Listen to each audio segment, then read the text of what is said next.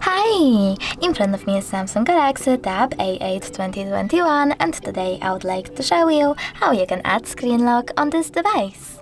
Firstly, go into Settings, scroll down and choose Lock Screen. Now tap on Screen Lock type and select one of those, pattern, pin or password. Tap on the best one for you and enter your login method. When you're ready, just continue at the bottom right corner and repeat it. Then choose Confirm at the bottom right corner as well. Now you can adjust all notifications on your lock screen from here or disable them completely by tapping on the switcher. When you're ready, select Done, and now if you wish to back up your pattern, choose Continue. I will go with Home button though, so now when I turn off my screen... Oh, okay. And then turn it back on.